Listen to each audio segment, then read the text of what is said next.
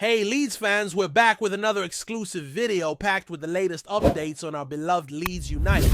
Before we dive in, don't forget to subscribe to the channel and hit that like button. That way, you'll never miss any breaking news, transfer updates, or behind the scenes stories from Elland Road. So here we are just days away from the new season kicking off, and Leeds United find themselves staring into the same frustrating storyline we've seen far too often in recent years. Chasing a striker, hitting dead ends, and watching the days tick away on the transfer window like a bomb waiting to go off. The situation up front is becoming more and more desperate. There's no way around it. And while all eyes were firmly on Rodrigo Muniz as the marquee solution, it's starting to look like the Brazilian won't be wearing white at Elland Road anytime soon. Let's talk about that Muniz saga first, because it's been dragging for a while now. Leeds came in strong with a hefty bid, £32 million back in June. Not exactly pocket change, especially in a championship context, and it showed that the board meant business. But Fulham weren't impressed. They held firm, rejecting the offer, and since then the waters have only gotten muddier. Newcastle have entered the conversation, and you've got Atalanta sniffing around too, clearly looking to add some firepower for their Champions League campaign. The moment those clubs entered the frame, the writing was on the wall. Leeds suddenly looked like the odd man out in this poker game, and honestly, you can't blame Muniz if he ends up choosing one of those clubs. Champions League football is a huge pull. Playing under the lights in Europe, testing yourself against the very best, that's something every striker dreams of. Fulham, of course, would prefer to keep him, but everyone knows how this dance works. When the right offer comes in and the player wants to move, it's just a matter of time. And Leeds, well, they're left holding their breath, hoping for a miracle, while also scrambling to line up alternatives just in case it all falls through. Now, this isn't to say Leeds are standing still. Far from it.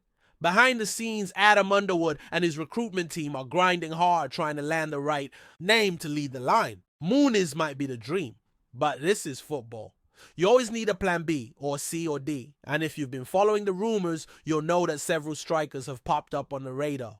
Roma's Artem Dovik has been mentioned though. That deal looks complicated. Beto from Everton is another possibility, and Nikola Kristovic from Lecce has his admirers at Elland Road too. But let's be real, most of these options are either too pricey, too raw, or simply out of reach at this stage.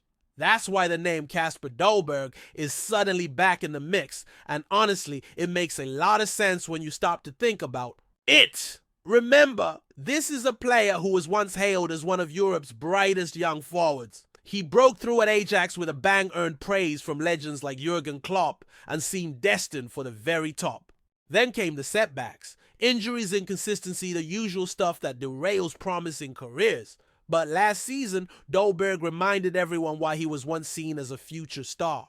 24 goals in all competitions for Anderlecht. That's no small feat, and it speaks volumes about a player who might finally be finding his rhythm again. And here's where it gets interesting. Leeds had been linked with Dolberg earlier in the summer, but those rumors went cold as the Muniz chase heated up. Now, though, with Muniz drifting toward other suitors, Dolberg's name is back on the table, and this time, there's real movement. Reports coming out of Belgium suggest that Anderlecht are open to selling. They've already turned down one offer, not from Besiktas by the way, but Dolberg himself wasn't too keen on that deal. He's clearly being selective, which is actually a good sign if you're a Leeds supporter. It shows he's not desperate, he wants the right move. And if Leeds can sell him on the project, there's a genuine chance here. The price just over. £12 million. That's nearly a third of what Fulham want for Muniz. And sure, Dolberg is a bit older, 27 now, while Muniz is still 24. But you're getting a proven goal scorer for a fraction of the cost. In today's market, that's as close to a bargain as you're going to get, especially for someone with his pedigree. He's already bagged 2 goals in 2 games this season, including 1 in the Conference League. Confidence's high form is sharp, and he's ready to make a move. This might be the moment to strike. Now, stylistically, Dolberg is not exactly what Leeds initially said they were looking for. Adam Underwood has spoken publicly about bringing in physical presence up front. Someone who can bully defenders, win aerial duels, hold up play. That's not really Dolberg's game. He's more about movement timing, clinical finishing. But When you've got a striker who can score 20 plus goals in a season and is available for less than 13 million, you adjust the blueprint. You find a way to make it work, especially when your other targets are either unavailable or way out of budget. And let's be honest, time is running out. Leeds welcome Everton to Elland Road on the 18th of August. That's just 12 days away. Supporters are growing restless, and who can blame them? There's been a clear lack of movement in the final third all summer. Patrick Bamford remains a question mark with his fitness and form, and relying on youth to carry the attack. In a promotion campaign is a massive gamble. Something has to give and fast. Meanwhile, while all this striker talk is dominating the headlines, there's another storyline brewing that's raising eyebrows, and it involves one of Leeds' loanees, Maximilian Wöber, who joined Werder Bremen on loan after failing to find a permanent move this summer. Has suffered yet another knee injury, and this one's got people seriously worried. During a training session with Bremen, he went down hard after a clash with teammate Patrice Kovic. Reports from Germany say he required extensive treatment on the pitch and didn't finish the session. Immediately, alarm bells started ringing. The headline from Bild summed it up perfectly: the knee again. It's not the first time Wöber's right knee has caused problems. He's had surgery on it twice already. Once during his time at Leeds last season, and prior to that he tore his medial ligament back in 2018. Then a year later, a meniscus tear. It's becoming a chronic issue, and that's always a red flag for any club, whether they're trying to use the player or sell him. That knee has history, and unfortunately, it might be repeating itself. There's no full medical report yet, so it would be premature to sound a full alarm. Some sources suggest it might not be serious, but with Wöber's track record, any knock to that knee raises concerns. If it turns out to be a longer-term issue, Bremen might start reconsidering the Schweiz loan altogether. And from Leeds' perspective, this is a nightmare. They were already struggling to get the kind of transfer fee they wanted for him because of last season's injury record. That's why they ended up going the loan route in the first place. Another setback could kill his market value entirely. It's a tough break for the player too. Wöber is only 27, and when he's fit, he's a reliable, intelligent defender. But knees are tricky, especially when you've had multiple surgeries. And once clubs start seeing you as an injury risk, it sticks. That label is hard to shake off. So for his sake and for Leeds' financial interest, everyone's hoping this is just a scare, not a full-blown problem. We should know more in the next day or two. Back to the striker situation. Because let's be real, that's the elephant in the room.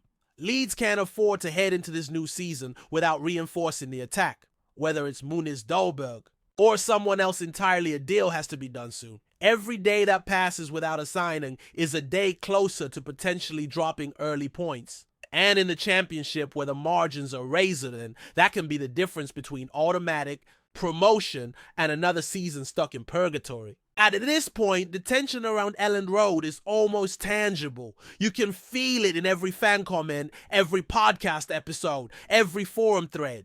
It's not just about missing out on one striker. It's about the bigger picture. It's about the recurring feeling that for all the ambition and history Leeds United carries, the club is constantly dancing on the edge of being just one or two smart decisions away from truly taking off or slipping back into the cycle of frustration. And when you think about it, this summer window was supposed to be different. The squad had been trimmed, some big contracts were off the books, and the ownership situation seemed a little more stable. There was a sense of clarity, a fresh start.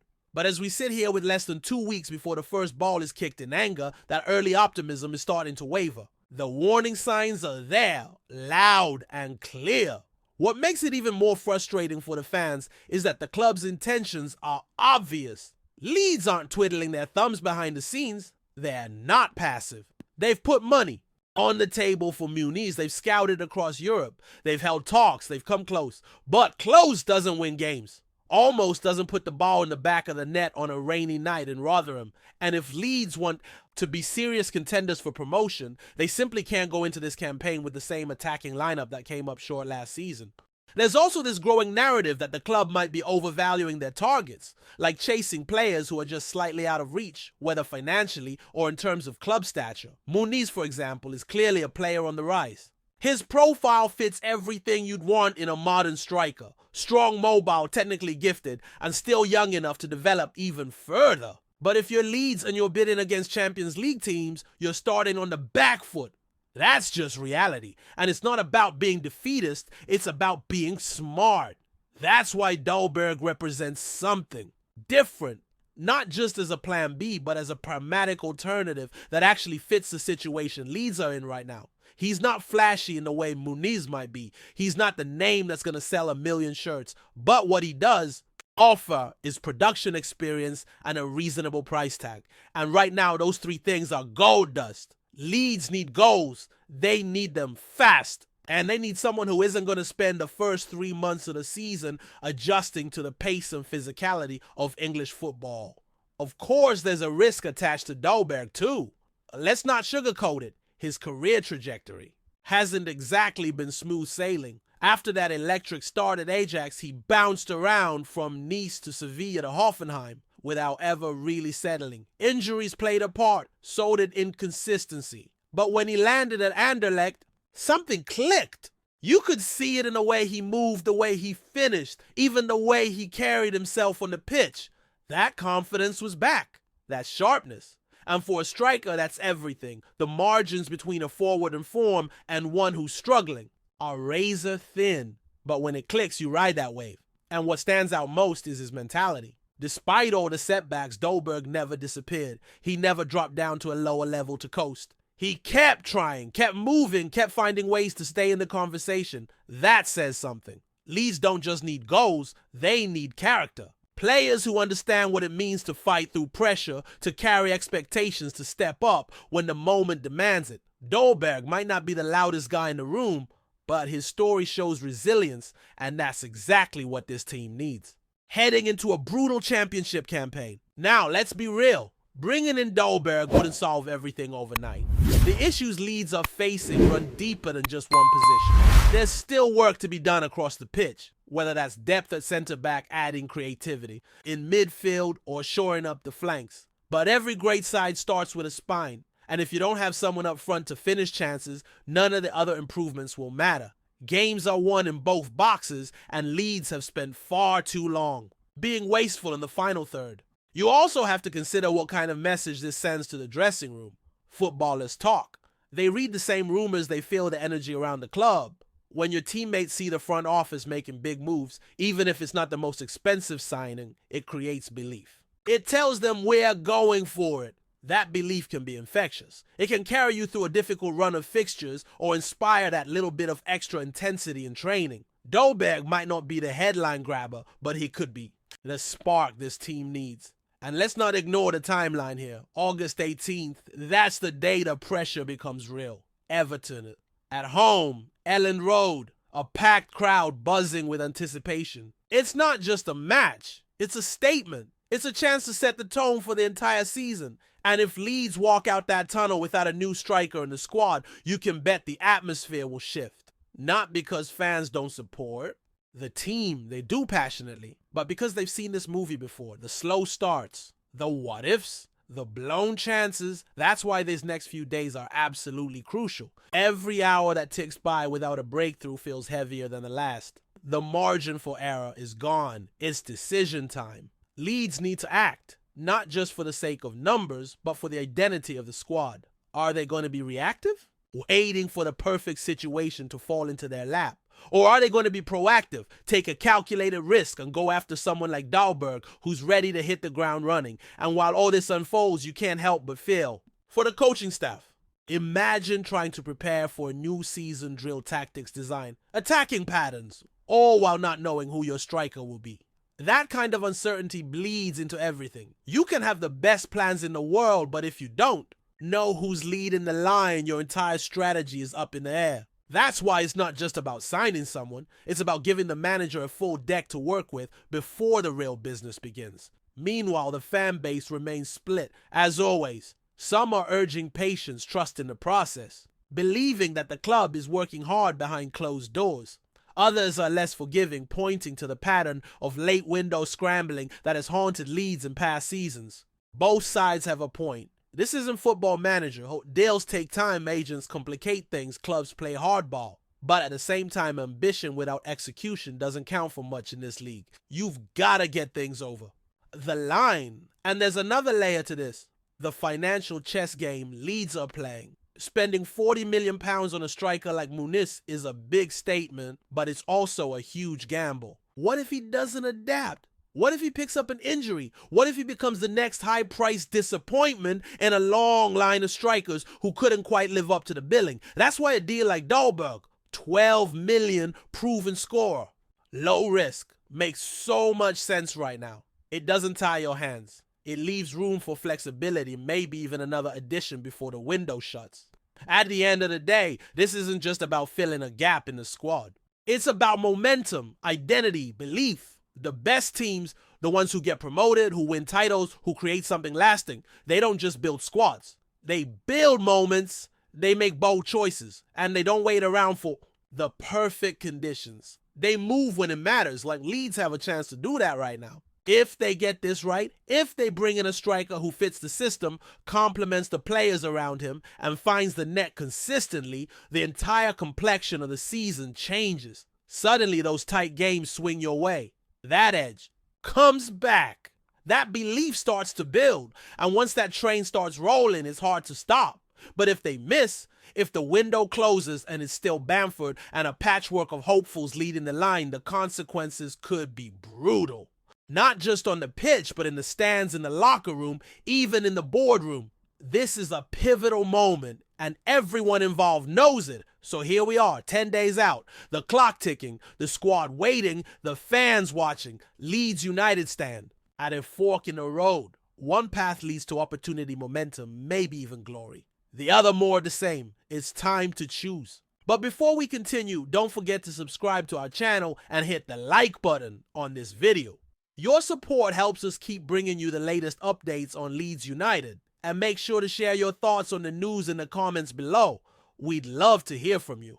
In the world of football, drama is never far from the pitch, and recently Leeds United found itself embroiled in a surprising off-field controversy that has sent ripples through the club and the fan base. Daniel Farke, the Leeds manager known for his calm demeanor and tactical acumen, reportedly made a bold and unprecedented decision after an intense altercation between two players during a training session. Rumors are swirling that the coach, determined to maintain discipline and harmony within the squad, has decided to exclude both players from upcoming matches as a consequence of their confrontation. This move, if confirmed, could have significant repercussions for the team's dynamics and performance, especially as Leeds aims to solidify its standing in a highly competitive league. The incident allegedly took place during a routine training day, but quickly escalated into a physical dispute, catching the attention of coaching staff and teammates alike. Such internal conflicts, while not uncommon in the high-pressure environment of professional sports, often become magnified when they involve key squad members. Speculation about the identities of the players involved is rife, with insiders suggesting that the fallout could extend beyond just disciplinary measures, potentially affecting transfer strategies or future squad selections. Daniel Farke's handling of the situation will be closely scrutinized by both media and supporters as the club tries to balance maintaining order with preserving the competitive edge needed on the field. The impact of this rumored training ground clash extends beyond the immediate disciplinary actions, hinting at deeper challenges within Leeds United's locker room. In a sport where team cohesion and mutual respect are crucial for success, such incidents raise questions about underlying tensions that may be simmering beneath the surface. The speculation has prompted fans and pundits to analyze the possible causes, ranging from personal disagreements and competition for starting positions to frustration over recent performances or even tactical disagreements with coaching staff. The atmosphere around Leeds has reportedly become tense since the incident, with whispers that morale might be affected in the coming weeks. Additionally, this episode could influence Daniel Farke's approach to managing the squad, potentially leading to more stringent rules and a reinforced emphasis on discipline during training sessions. Observers have also noted that in football, such moments can either fracture a team or galvanize it, depending on the leadership and the players' willingness to resolve differences. The timing is critical, as Leeds is navigating a pivotal phase of the season where consistency is paramount. How FARKE navigates this delicate situation could define his tenure and the team's prospects for the rest of the campaign, adding an extra layer of intrigue to their upcoming fixtures and strategic decisions. Meanwhile, inside sources close to the Leeds camp hint at a growing divide between certain factions within the squad, possibly exacerbated by this altercation.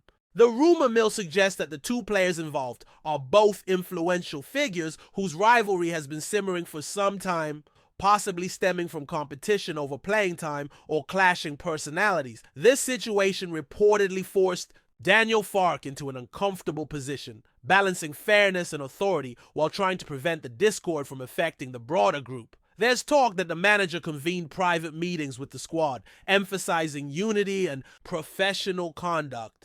But the decision to exclude the two players from upcoming matches has been perceived as a firm statement on his priorities. The speculation continues as to whether this disciplinary action might push the club to reconsider its roster strategy in the next transfer window, potentially offloading unsettled players to restore harmony. Some insiders believe this could be a turning point, not only for FARKE's leadership style, but also for Leeds' long-term planning, with the club possibly looking to build a squad that values discipline and teamwork above individual egos.